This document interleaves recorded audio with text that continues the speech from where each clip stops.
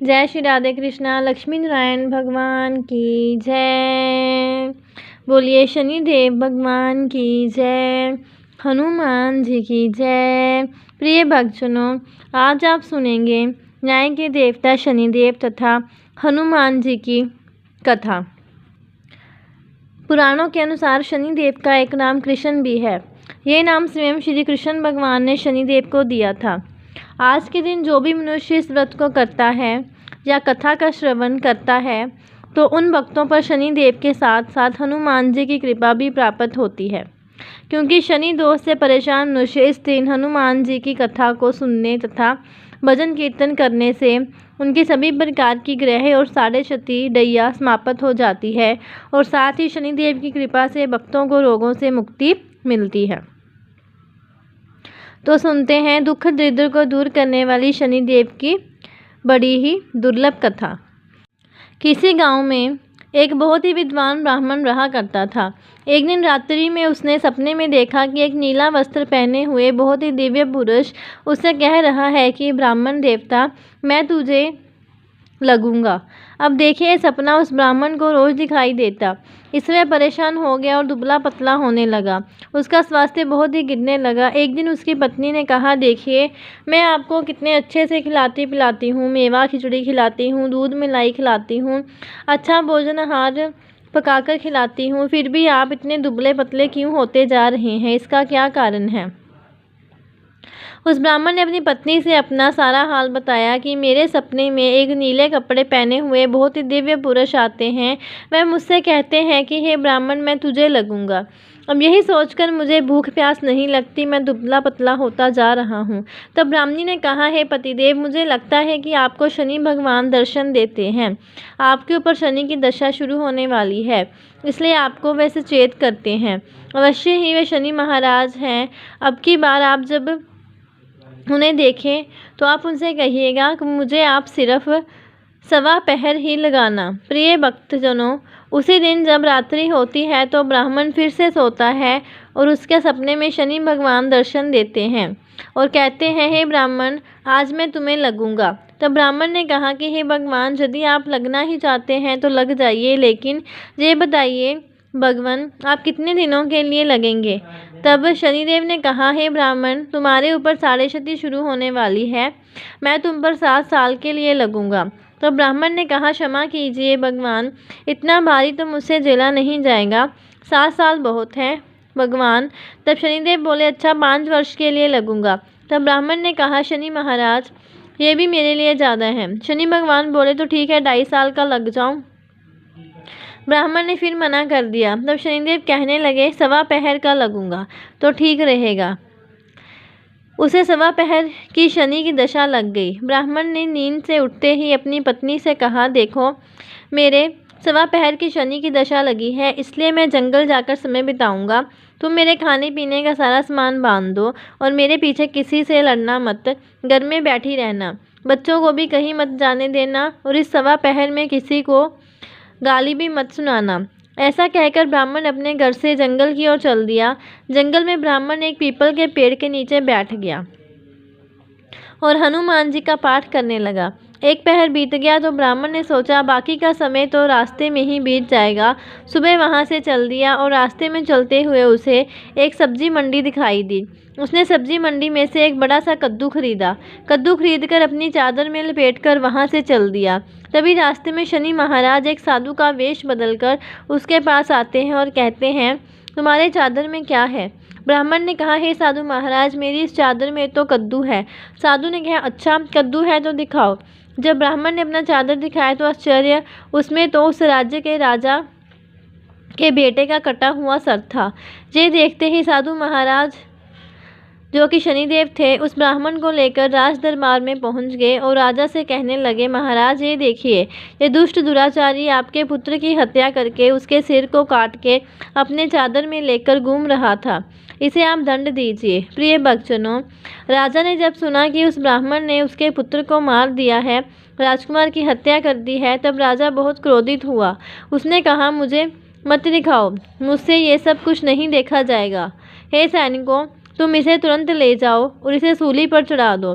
जब नगर में ये समाचार गया कि राजा के पुत्र का सिर कट चुका है, एक ब्राह्मण ने उसकी हत्या कर दी है, तो नगर में हाहाकार मच गया और उस ब्राह्मण को सैनिक सूली पर चढ़ाने के लिए ले गए। जब फांसी पर चढ़ाने ही वाले थे, तब जैसा कि निज़म होता है, मरने वाले से उसकी अंतिम इच्छा को पूछा जाता है, तो सैनिकों ने भी ब्राह्मण की अंतिम इच्छा को पूछा। सैनिकों ने कहा, हे ब्राह्मण, बताओ तुम्हारी अंतिम इच्छा क्या है। भक्तजनों, ब्राह्मण ने सोचा कि यदि किसी प्रकार कुछ समय तक के लिए फांसी रुक जाए तो शनि की दशा का 1.25 पहर पूरा हो जाएगा। यह सोचकर उसने कहा, भाई, मैं बचपन से नित्य बालाजी की कथा कहता और सुनता आया हूँ। आज मरने से पहले अंतिम बार कथा कह लेने दो। अब क्या था, फांसी देने वाले सैनिकों ने उसकी आखिरी इच्छा पूर्ण होने तक फांसी को रोक दिया। कहानी कहते कहते 1.25 पहर पूरा हो गया, शनि की दशा खत्म हो गई। अब इधर देखिए, राजा का पुत्र था राजकुमार, वह जंगल से शिकार खेलकर वापस राजमहल में आ गया। राजमहल में राजकुमार को देखते ही राजा बड़ा ही प्रसन्न हुआ, लेकिन मन ही मन उसे डर भी लगा, यदि उस निर्दोष ब्राह्मण को फांसी चढ़ा दिया गया होगा तो ब्राह्मण हत्या का दोष लग जाएगा। अब क्या था, राजा ने 2 घुड़सवार को जल्दी से फांसी रोकने के लिए दौड़ाया और ब्राह्मण को आदर सहित दरबार में आने का हुक्म दिया। ब्राह्मण राज दरबार में उपस्थित हुआ तो राजा ने क्षमा याचना मांगते हुए कहा कि आपके बगल में जो चादर है उसे खोल कर दिखाओ। राजा की आज्ञा के अनुसार ब्राह्मण ने चादर खोली तो उसमें कद्दू था। राजा ने ब्राह्मण को बहुत सा दंड दिया और पूछा, हे ब्राह्मण देवता, मुझे यह समझ में नहीं आया, इस सब के पीछे क्या रहस्य है, यह सब क्यों हुआ, आखिर ये सब क्या था। तब ब्राह्मण ने कहा, हे महाराज, मुझे 1.25 पहर की शनि की दशा लग गई थी, इसलिए ये सब कुछ हुआ। राजा ने कहा, हे ब्राह्मण, शनिदेव की दशा किस प्रकार टलती है। ब्राह्मण ने कहा, हे राजन, यदि राजा या सेठ को ये दशा लगती है तो काला हाथी या काला घोड़ा दान करना चाहिए। गरीब को शनि की दशा लगती है तो पीपल की पूजा करनी चाहिए और शनि की कहानी सुननी चाहिए। तिल, तेल और काला उड़द आदि का दान करें। काले कुत्ते को तेल चुपड़ी रोटी खिलाएं तो शनि की दशा उतर जाएगी। अब देखिए, राजा ने उस ब्राह्मण को कद्दू वापस किया। अब घर आकर ब्राह्मण ने कद्दू अपनी पत्नी को दे दिया। जब उसकी पत्नी ने सब्जी बनाने के लिए उस कद्दू को काटा तो उसके बीजों की जगह हीरे मोती निकलने लगे। तब ब्राह्मणी ने पूछा, हे पतिदेव, ये सब क्या है, इसमें से हीरे मोती कैसे निकल रहे हैं, इसे कहाँ से लाए हो। तब ब्राह्मण ने कहा, हे प्रिय, जब शनि की दशा लगी थी तो ये कद्दू कुंवर का सिर बन गया था, और जब दशा उतरी है तो शनि महाराज ने कैसे निहाल कर दिया, हमें माला माल कर दिया है। शनि देवता, जैसे ब्राह्मण को शनि की दशा लगी वैसे किसी को भी शनि की दशा ना लगे। जैसे ब्राह्मण को धन दौलत मिला वैसे सबको धन दौलत मिले। कथा कहानी कहते सुनते हुंकार भरते सबको मिले। बोलिए श्री शनिदेव की जय। अब सुनते हैं भगवान शनिदेव की दूसरी कथा। नर्मदा नदी के किनारे एक गांव में बहुत ही बड़े शाहूकार का परिवार निवास करता था। शाहूकार की मृत्यु हो चुकी थी। घर में शाहूकारनी और उसके 2 बेटे, एक बड़ी बहू थी। शाहूकारनी का छोटा बेटा मानसिक रोग से ग्रस्त था। उसकी मानसिक स्थिति ठीक नहीं थी। शाहूकारनी की बड़ी बहू तारा को विवाह के कई वर्ष बीत गए थे पर अभी तक उसे संतान नहीं हुई थी। तारा को सदैव ये भय था कि कहीं उसके पति संतान पाने के लिए दूसरा विवाह न कर ले। यदि उसके पति ने दूसरा विवाह कर लिया तो उसे सौतन का दुख सहना पड़ेगा। इस डर से तारा ने एक योजना बनाई और उसने अपने घर में काम करने वाली नौकरानी चंदा से अपने देवर चंदन का विवाह कराने के लिए अपनी सास शाहूकारनी तथा अपने पति को मना लिया। चंदा स्वभाव से बड़ी ही दयालु तथा कृष्ण भक्त थी। वह बचपन से ही उसी शाहूकार के घर में काम करती थी। उसका अपना कोई नहीं था। अब चंदा का विवाह मानसिक रोगी चंदन से करा दिया गया। कुछ साल बाद चंदा ने एक सुंदर पुत्र को जन्म भी दिया, किंतु चंदा की जेठानी तारा ने चंदा का बच्चा छीन लिया और उसे घर से धक्के मारकर बाहर निकाल दिया और तारा ने अपने पति को भी अपने पक्ष में कर लिया।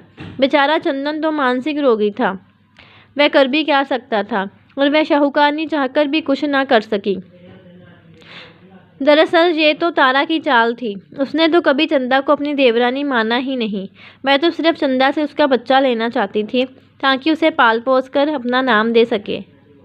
चंदा के बार बार रोने गिड़गिड़ाने पर भी तारा नहीं मानी और उसे उस गांव से ही निकाल दिया।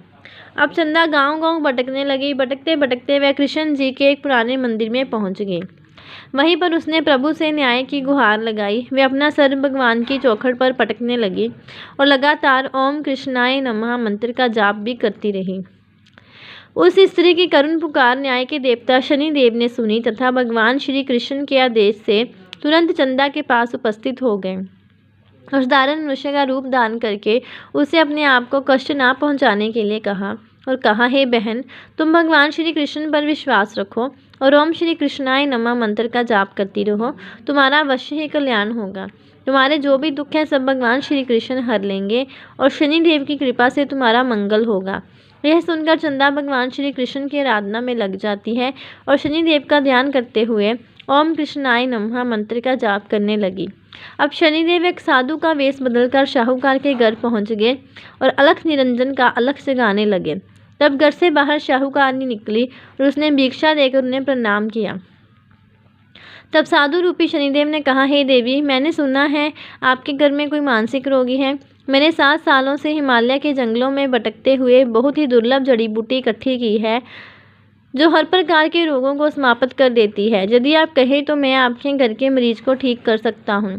प्रिय भक्तजनों, वो शाहूकारनी ने कहा, हे महात्मा, अहो भाग्य जो आप जहाँ पधारे। हाँ महाराज जी, मेरा छोटा बेटा जो कि दिमागी रूप से बीमार है, आप उसे ठीक कर दीजिए। आप जो चाहेंगे मैं वह आपको दूंगी।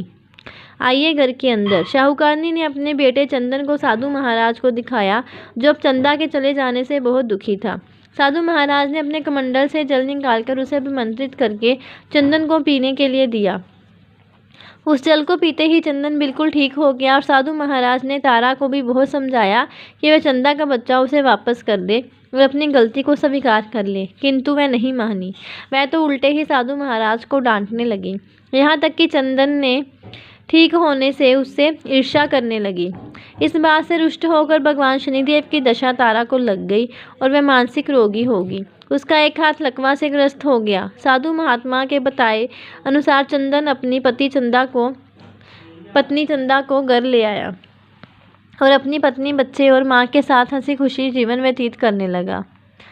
तारा को शनिदेव ने उसके कर्मों का फल दिया और चंदा के सिर्फ ओम कृष्णाय नमः मंत्र का जाप करने से उस पर कृपा बरसाई और उसका बच्चा पति परिवार वापस मिल गया। उसका पति भी स्वस्थ हो गया। बोलिए शनिदेव महाराज की जय। अब सुनते हैं हनुमान जी की पुरानी कथा।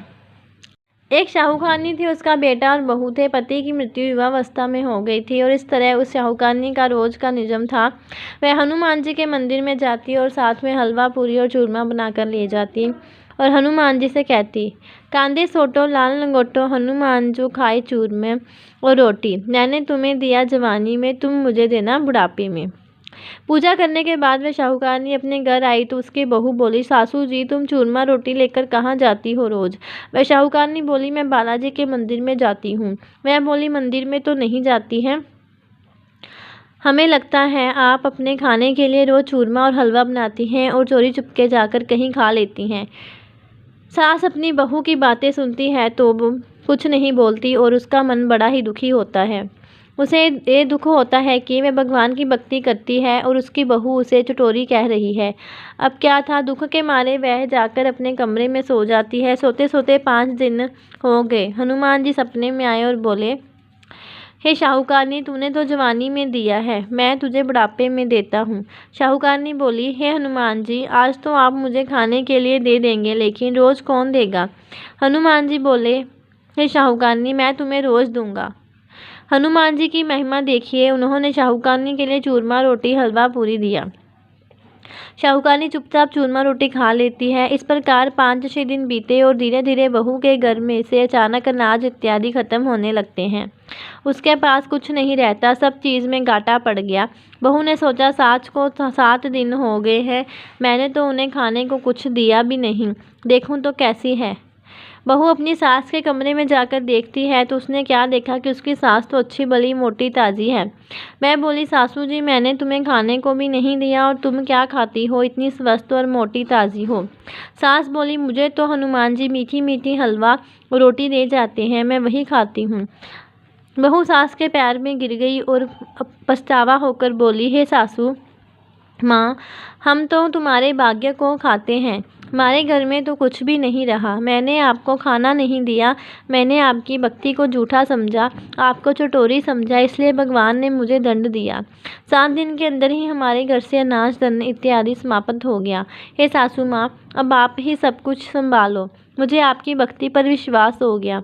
आपने हनुमान जी को भोग लगाया जवानी में, और हनुमान जी ने आपको वही भोग बुढ़ापे में लौटाया है। आपका पेट भरा हनुमान जी की महिमा अपार है। कोटि कोटि प्रणाम है।